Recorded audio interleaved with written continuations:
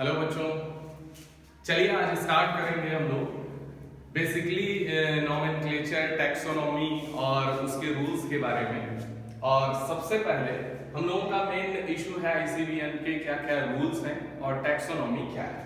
तो सबसे पहले अगर हम आपसे पूछें कि यहाँ पर एक वर्ड दिया गया है जिसे बोला गया है टैक्सोनॉमी। टैक्सोनॉमी में एक वर्ड है टैक्सस, एक वर्ड है टैक्सस और एक वर्ड है नॉमस। और नॉमस का मतलब होता है लॉ और टैक्सस का मतलब होता है अरेंजमेंट। तो आप बताएं, arrangement according to law is called as the taxonomy. ठीक है, अब टैक्सोनॉमी को डिफाइन कैसे करते हैं?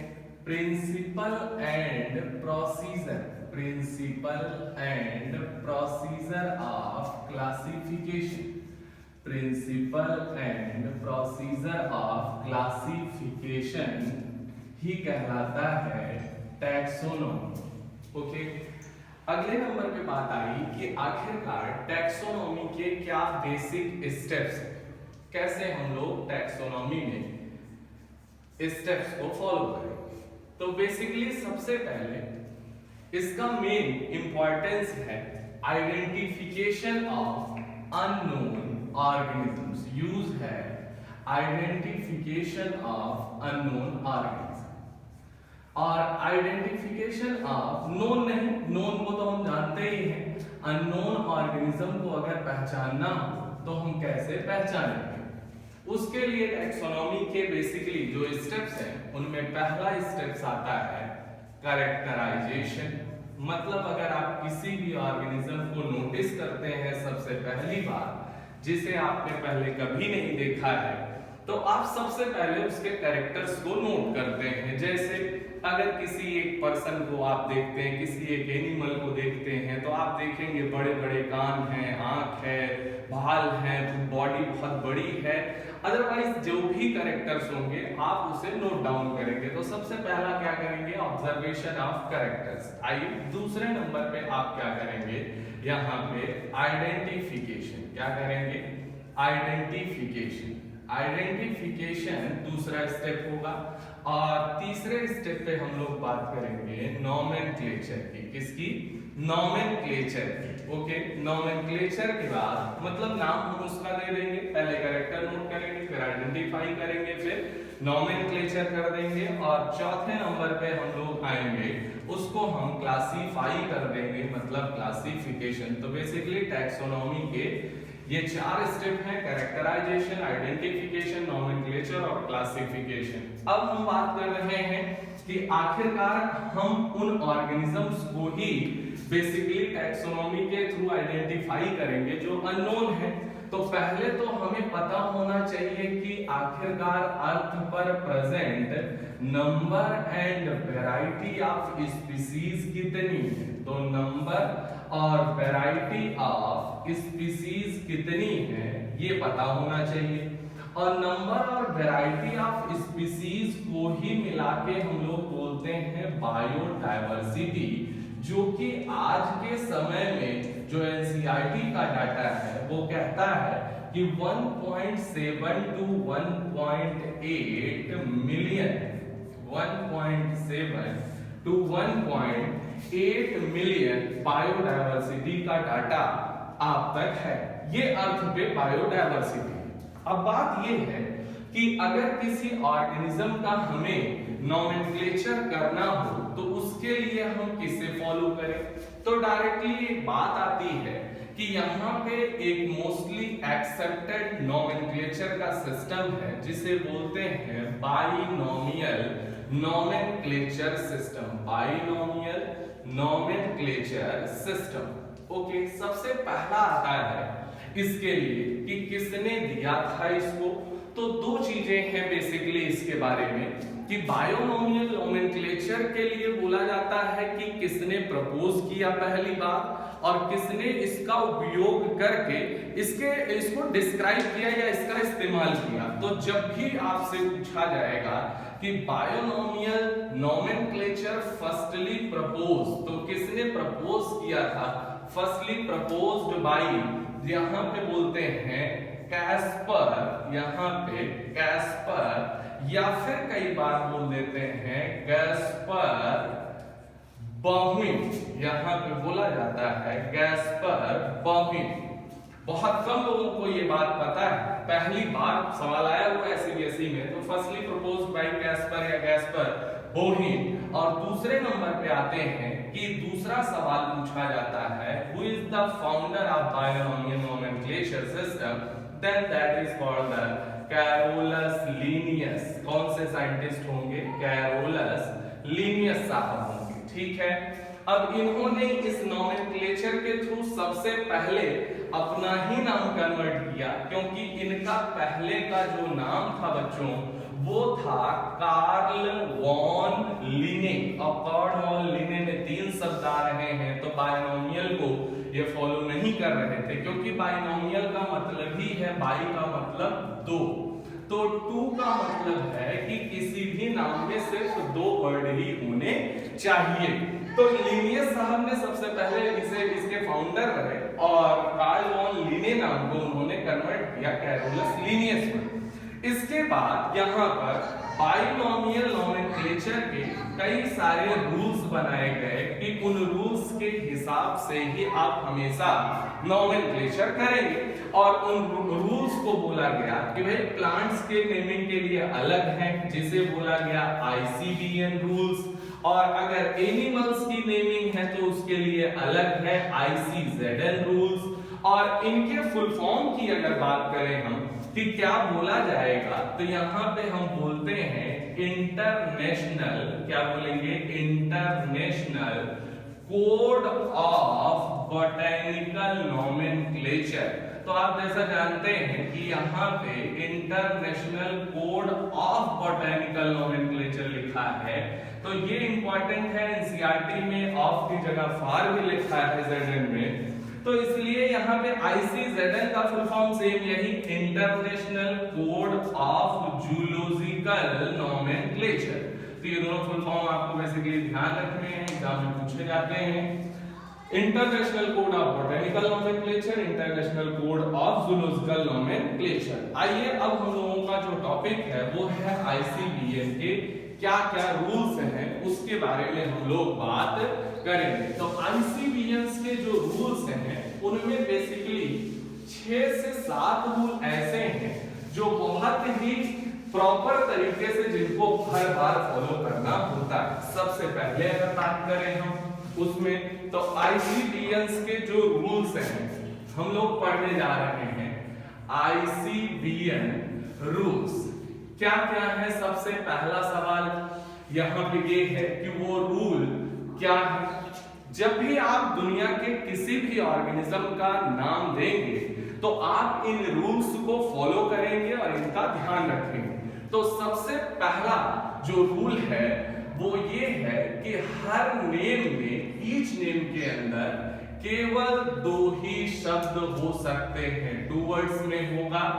एक तो होगा जेनेरिक नेम जिसे जीनस बोलते हैं, जेनेरिक नेम जिसे आप जीनस कह सकते हैं, और दूसरा होगा स्पेसिफिक एपिथेट। क्या बोलेंगे? स्पेसिफिक एपिथेट, 2 वर्ड होंगे। पहला नियम ये, एग्जाम्पल के तौर पे मैं कह सकता हूं कि यहाँ पे मैंजीफेरा इंडिका, और मैंजीफेरा इंडिका में 2 वर्ड है, और 2 वर्ड में एक है मैंजीफेरा, एक है इंडिका।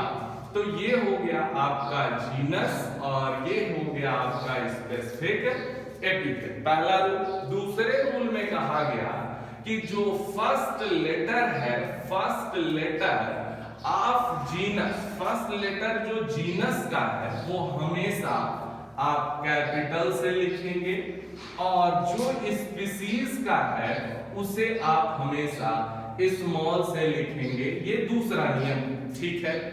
तीसरे नंबर पे जो रूल आता है वो ये है कि यहां पर जब भी लिखा जाएगा ये हैंड रिटेन, जब भी लिखा जाएगा हैंड रिटेन, कोई भी नाम हैंड रिटेन या टाइप्ड होगा तो हमेशा हमेशा ये सेपरेटली अंडरलाइन किया जाता है, अलग से आपको अंडरलाइन करना पड़ेगा, ठीक है। और दूसरा, अगर हम इसे प्रिंट करते हैं तो प्रिंट हमेशा हम इसे इटैलिक्स में ही करेंगे, और इटैलिक्स में करेंगे तो हम इटैलिक्स को क्यों लिख रहे हैं इसमें प्रिंट करते टाइम, क्योंकि it indicates the Latin origin. ये किसे बताता है, लैटिन ओरिजिन को बताता है कि लैटिन भाषा में इसका ओरिजिन हुआ है इस नाम का। और चौथा रूल यही कहता है कि हर एक नाम, चाहे वो लोकल भाषा में हो, रीजनल भाषा में हो, अलग अलग देश की अलग अलग भाषा में हो, इससे कोई फर्क नहीं पड़ता है, बल्कि उसकी अपनी लोकल, रीजनल और किसी भी स्तर की भाषा के अलावा उसके नाम को लैटिन लैंग्वेज में कन्वर्ट कर दिया जाएगा। मतलब लैटिन लैंग्वेज में ही नाम रखे जाएंगे, क्योंकि लैटिन लैंग्वेज जो है वो डेड लैंग्वेज कही जाती है। तो लैटिन लैंग्वेज को हम लोग क्या कहते हैं, डेड लैंग्वेज। और डेड लैंग्वेज का मतलब ये है कि ये कभी भी किसी भी सूरत में बदलेगी नहीं, और अगर किसी सूरत में ये बदलेगी नहीं तो इसका मतलब ये नाम यूनिवर्सली हमेशा हमेशा के लिए यही पूरे ऑल ओवर वर्ल्ड में या अर्थ पर जाना जाएगा। तो कभी कोई मिसकंसेप्शन या कोई भी कंफ्यूजन नहीं होगा। तो लैटिन लैंग्वेज में क्यों लिखा जाता है, क्योंकि ये डेड लैंग्वेज है, और लैटिन लैंग्वेज को इररिस्पेक्टिव टू देयर ओरिजिन, मतलब कि उस नाम को आप किस गांव से, किस मोहल्ले से या किस क्षेत्र से लेकर आ रहे हैं और किस भाषा में ले आ रहे हैं, इससे कोई मतलब नहीं है। अंततः उसे कन्वर्ट कर लिया जाएगा कि वो लैटिन लैंग्वेज में क्या बनता है। पांचवा नियम जो कहता है वो क्या है, पांचवा नियम ये कहता है कि कभी भी प्लांट्स के लिए कभी भी टॉटोनिम्स वैलिड नहीं है, कभी भी टॉटोनिम्स जो है वो वैलिड नहीं, और टॉटोनिम्स वैलिड नहीं है तो इसका मतलब कभी भी यहाँ एक ही जीनस को दो बार स्पीशीज के तौर पे भी रिपीट नहीं किया जा सकता। जैसे मैंजीफेरा मैंजीफेरा, मैंजीफेरा मैंजीफेरा, ये नाम बिल्कुल गलत है, क्योंकि यहाँ पे टॉटोनिम्स का वैलिडिटी नहीं। जबकि यही चीज अगर आप एनिमल्स के अंदर देखेंगे तो आपको दिखेगा, आपने सुना होगा नाजा नाजा, रेप्टाइल्स में स्नेक है, नाजा नाजा। एक है मैमल्स में रैट आपने देखा है, रैटस रैटस, तो आप बता सकते हैं कि यहाँ पर रैटस रैटस, तो यहाँ पे टॉटोनिम्स जो है वो वैलिड हैं, ठीक है। तो एक रूल ये हो गया। अगले नंबर पे पूछा गया छठा और सबसे इंपॉर्टेंट रूल क्या है, वो ये कहता है कि किसी भी स्पीशीज के प्लांट या एनिमल के नेम को जिस साइंटिस्ट ने सबसे पहले डिस्क्राइब किया है उसका नाम रोमन अल्फाबेट में सिंपली बिना अंडरलाइन किए शॉर्ट फॉर्म में स्पेसिफिक एपिथेट के बाद आना चाहिए। जैसे यहाँ पे मैं बात करूं मैंजीफेरा इंडिका है, और मैंजीफेरा इंडिका यहाँ पे सबसे पहली बात मैंने हैंड रिटेन लिखा है, इसलिए इसे अंडरलाइन, इसलिए इसे अंडरलाइन, पूरी लाइन एक साथ नहीं, अलग अलग सेपरेटली अंडरलाइन। जैसे आपको मैंने ये बताया है कि सेपरेटली अंडरलाइन करना पड़ेगा, कहां पर कि अगर हैंड रिटेन होगा तो ये सेपरेटली अंडरलाइन करेगा। अगला, अब इसे पहली बार डिस्क्राइब किया था लीनियस साहब ने, और लीनियस साहब के नाम का शॉर्ट या एब्रिविएटेड फॉर्म जो बनता है वो बनता है लिन। तो इसका पूरा और परफेक्ट नॉमेनक्लेचर जो होगा वो होगा मैंजीफेरा इंडिका लिन। तो ना इसको अंडरलाइन करेंगे, ना इटैलिक्स में लिखेंगे, ना अलग से इसे किसी तरीके से टेढ़ा मेढ़ा करेंगे, इसे रोमन अल्फाबेट में, नॉर्मल अल्फाबेट में बिना अंडरलाइन के शॉर्ट फॉर्म में पूरा भी नहीं लिखेंगे। That is called the sixth rule of the ICBN। तो ICBN के बेसिकली ये 6 रूल बेहद इंपॉर्टेंट है। सातवां और थोड़ा सा आपको ध्यान रखने वाली बात होगी, एनसीईआरटी में 4 दिए गए हैं, मैंने ये टॉटोनिम्स वाली बात बताई है जो कि बिल्कुल कॉमन है। और एक लास्ट है कि यदि स्पीसीज का नेम किसी साइंटिस्ट के बेसिस पर हो, यदि स्पीसीज या स्पेसिफिक एपिथेट का नेम किसी साइंटिस्ट के बेसिस पर होता है, किसी साइंटिस्ट के बेस पर होता है, साइंटिस्ट के नेम के बेस पर होता है, तो गारंटी है कि इसका फर्स्ट लेटर भी कैपिटल ही लिखा जाएगा। और हमने कहा कैसे कैपिटल लिखा जाएगा, तो बोले कि एक एग्जांपल है आइसोइटिस पंती, आइसोइटिस पंती। तो पंत साहब ने इस नाम को दिया था, इस वजह से इसे आइसोइटिस पंती के नाम से जानेंगे और यहां पर भी क्या होगा, कैपिटल बोला जाता है। तो ये है आईसीबीएन के रूल्स और आगे हम लोग पढ़ेंगे बेटा यहां पे टैक्सोनॉमी